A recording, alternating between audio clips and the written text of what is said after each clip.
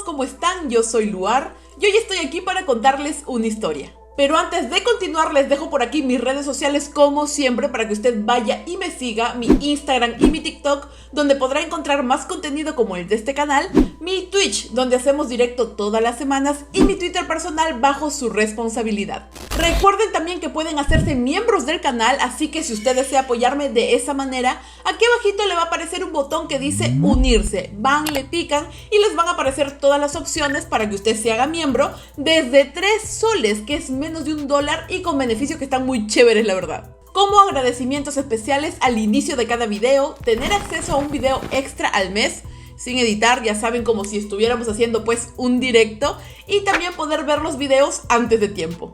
Y otra cosa rapidito antes de comentar, y es algo que no he contado por aquí, es que ya tenemos podcast. ¡Sí! Se llama Los Misterios del Luar en honor a nuestro grupo de Facebook y ya está disponible en Audio Player, en Spotify, en iTunes, en Google Podcast, mire, en la plataforma de su preferencia. Todos los lunes sin falta sale un nuevo episodio, así que de todas maneras por aquí abajito les voy a dejar el enlace para que usted vaya a darse una vueltita y pues pueda escuchar los episodios que ya están disponibles. El caso que les traigo hoy sucedió en Japón en el año 2016 y es considerada una de las peores masacres de los tiempos modernos que ha acontecido en este país. Pues un hombre tenía en mente un macabro plan que luego puso en marcha para, según su escalofriante pensar, hacer de este mundo un lugar mejor. Hoy les voy a contar el caso de Satoshi Uematsu, el perpetrador de la masacre de Sagamihara.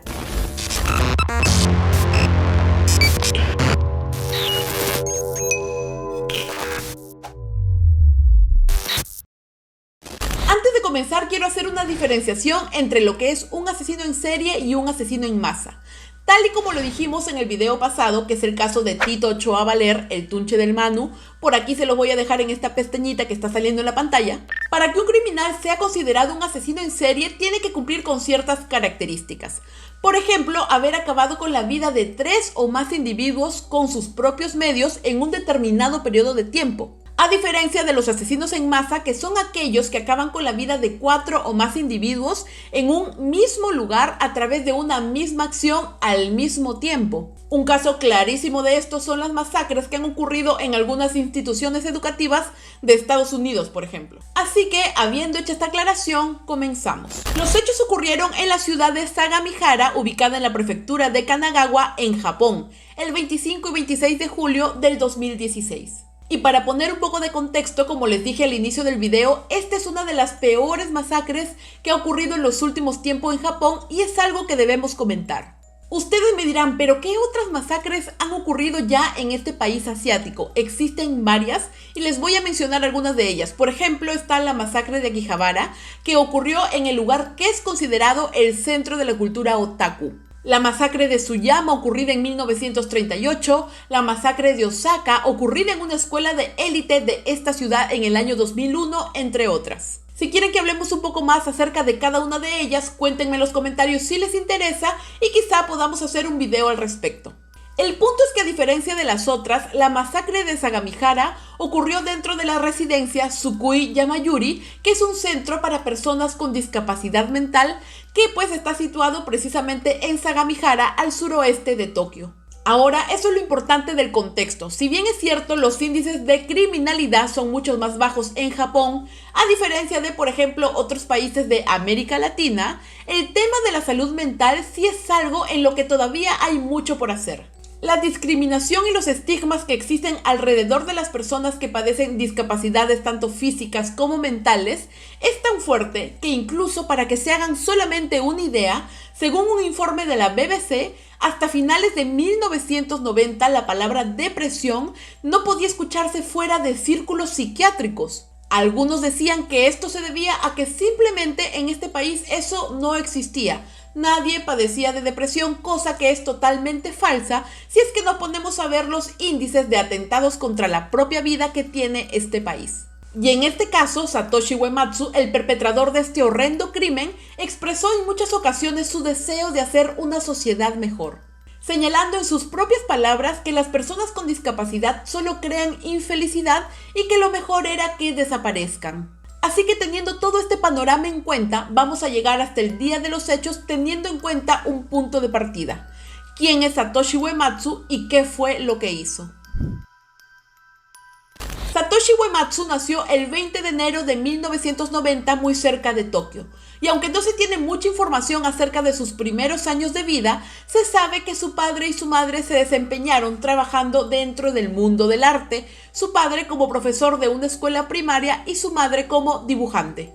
Satoshi creció en Sagamihara, cursó sus estudios básicos en escuelas públicas de esta ciudad y sus amigos siempre destacaban que él era muy carismático y que siempre los hacía reír. Es más, también se dice que él destacaba mucho en sus calificaciones.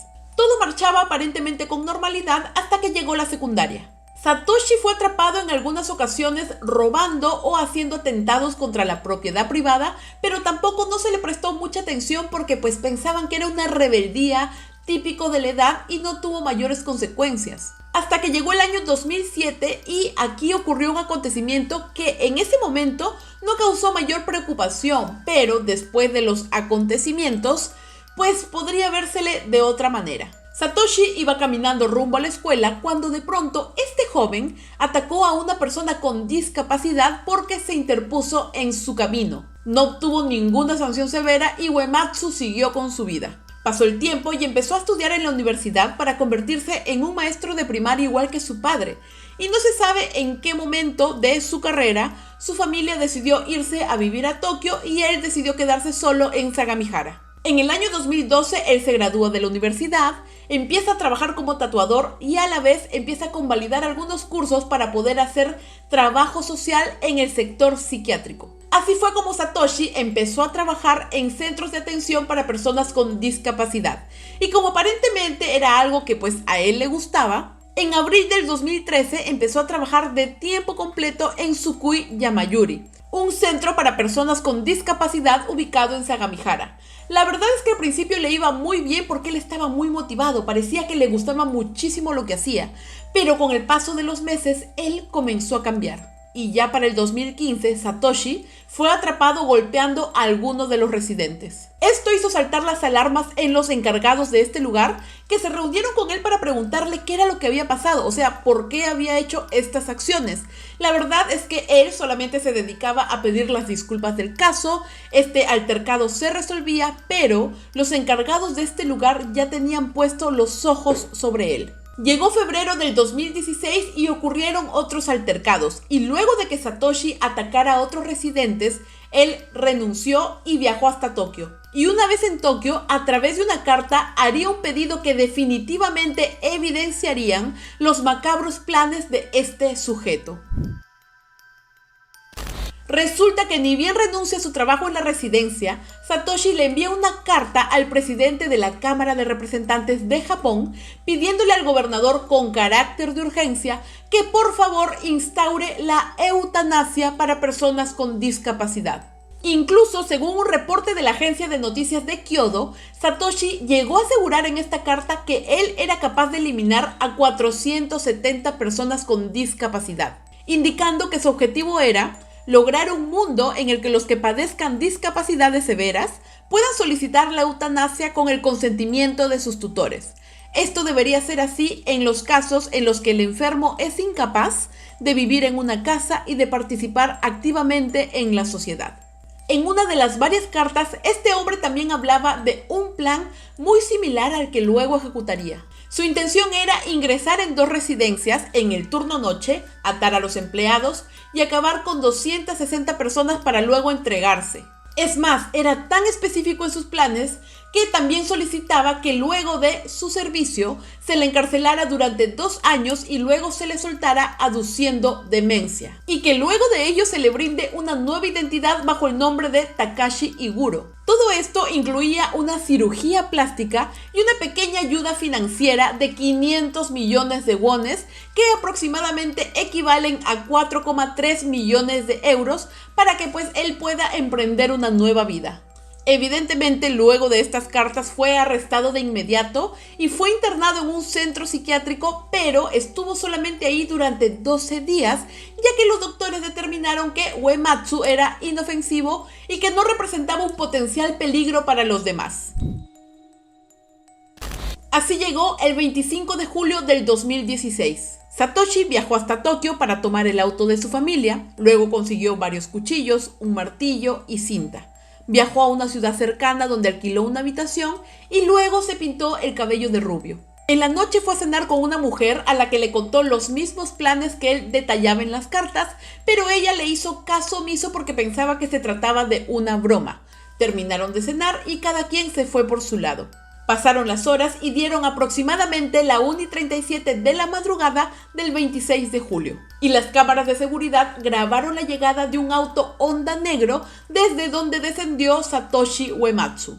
Sacó una mochila de la maletera que estaba llena de los utensilios antes mencionados y se dirigió hasta la parte posterior de este recinto, donde con ayuda del martillo rompería el cristal de la ventana. Satoshi conocía el lugar a la perfección porque había trabajado durante varios años en la residencia. Dieron las 2:10 y una vez adentro, Satoshi ató a un miembro del personal, le quitó sus llaves y luego se paseó habitación por habitación, atacando directamente en el cuello a cada uno de los residentes mientras dormía. Cuando los demás miembros del personal se dieron cuenta, a eso de las 2:30, llamaron a las autoridades, a la policía, diciendo de que un hombre había irrumpido en el lugar. Pero no sabían que Satoshi a las 2:50 ya había abandonado el lugar antes de la llegada de la policía. A eso de las 3 de la mañana llegó la policía y descubrieron la horrible escena. Fue tan brutal que requirieron 29 ambulancias que puedan atender a todas las víctimas. En total acabó con la vida de 10 mujeres y 9 hombres de entre 18 y 70 años de edad y dejó un saldo de 26 heridos, de los cuales 13 eran de gravedad. La policía que estaba en la escena pensó que el hombre estaba prófugo de la justicia, pero en realidad Satoshi Uematsu se acercó a la comisaría para entregarse por sus propios medios. Con él llevó la bolsa que contenía todas las herramientas que había usado, totalmente manchadas de sangre, y cuando se le hicieron todos los análisis toxicológicos, se determinó que él había consumido hierba en el momento de su arresto. Otro dato que resulta interesante mencionar es que cuando él huye de la escena y se sube a su auto, él sube una foto de sí mismo a su Twitter que decía que haya paz mundial, hermoso Japón, como si lo que acabara de hacer hubiera sido un acto heroico. Uematsu ya estaba en custodia policial e inmediatamente fue denominado como el autor de una de las peores masacres de todos los tiempos ocurridas en Japón. Al día siguiente fue trasladado desde la comisaría hasta la fiscalía de Yokohama, pero cuando lo sacaron tuvieron que hacerlo en un auto polarizado porque la gente estaba enardecida en las calles.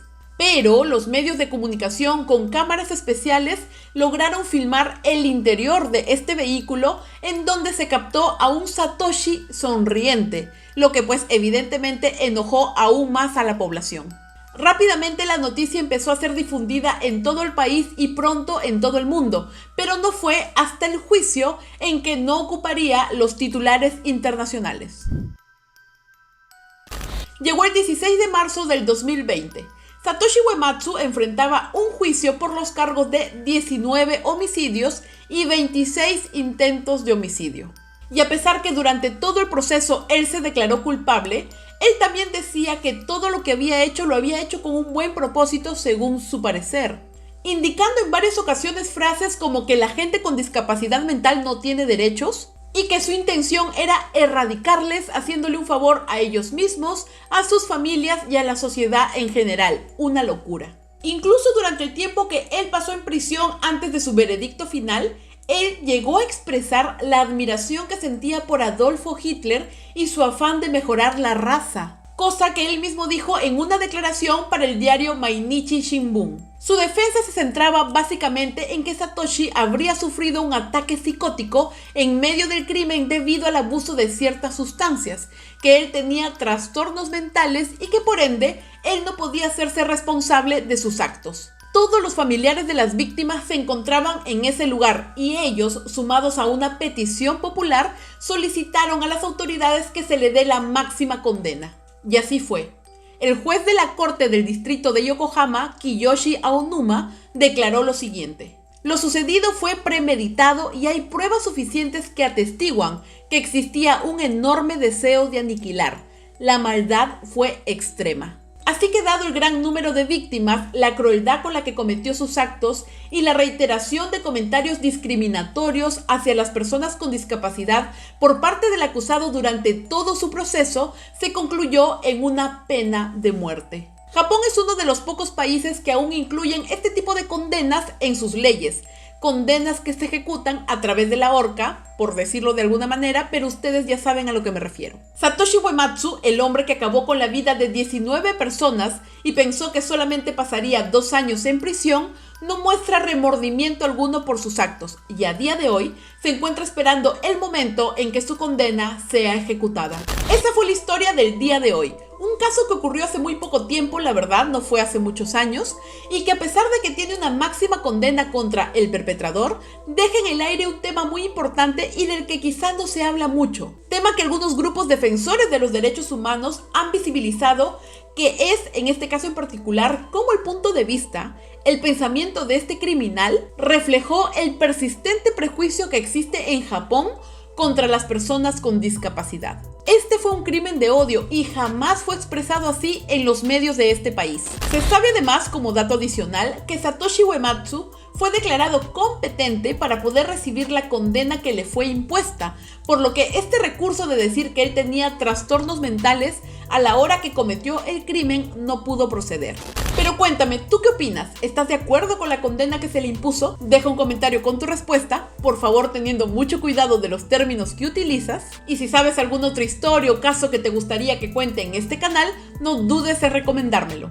Si te gustó este video, no olvides suscribirte. Me ayudarías a seguir creando más contenido y hacer una de las cosas que más me gusta: contar historias. Conmigo será hasta la próxima. O quién sabe.